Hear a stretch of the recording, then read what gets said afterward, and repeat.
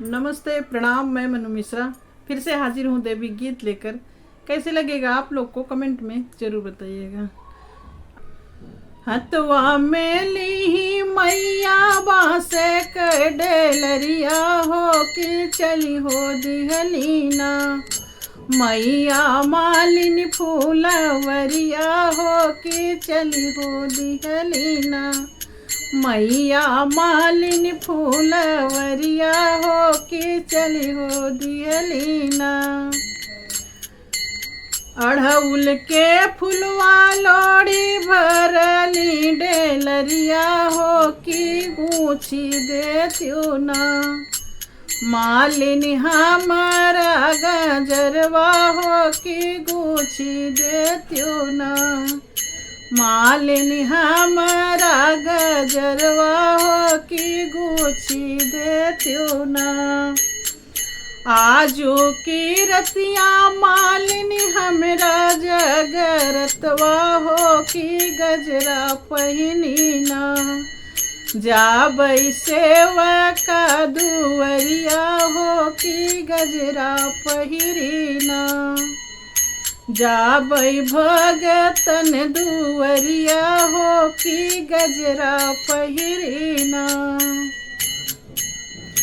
कैसे कगुथी माई तोहरा गजरवा हो कि आधी रतिया ना। भैले नींदिया की बेरिया हो कि आधी रतिया ना। भैली नींदिया की बेरिया हो कि आधी रतिया ना। ऐसन बचनिया जीनी बोला मोरी मालिनी हो कि फिरत बेरियाना। हो कि फेरत बेरियाना। हो ब्यो कोढ़िनी बझनिया हो कि फिरत बेरियाना।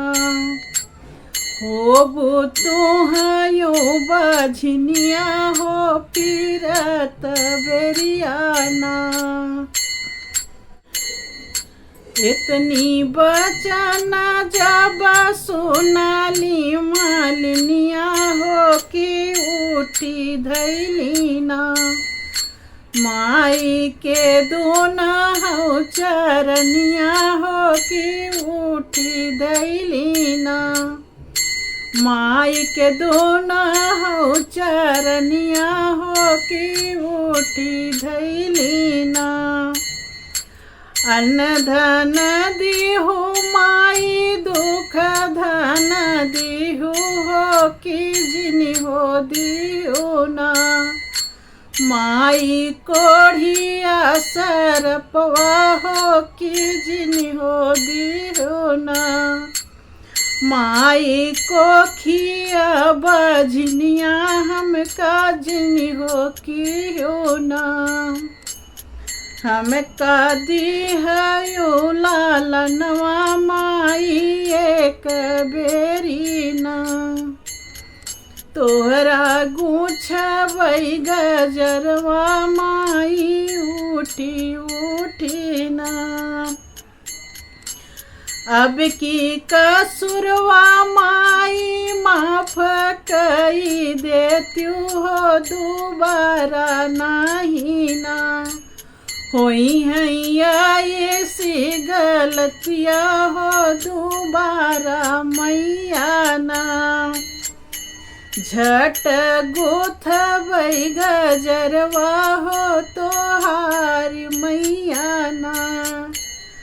पहिनियो घूमो मैया सेवक दुवरिया हो कि झटपट गुथबई ना। मैया तोहरौ गजरवा हो कि उठी गुथबई ना। मैया तोहरा गजरवा हो कि आधी रतिया ना। उठ के गुथबई गजरवा हो निहाई रतिया ना। उठ के गुथबई गजरवा हो कि आधी रतियाना गुछ बई माई के गजरवा हो की आधी रतियाना। तो कैसा लगा दोस्तों कमेंट में ज़रूर बताइएगा। बहुत सुंदर माता के भजन था ये। आप लोग को कैसे लगा ये ज़रूर बताइएगा, अपनी राय ज़रूर बताइएगा। धन्यवाद।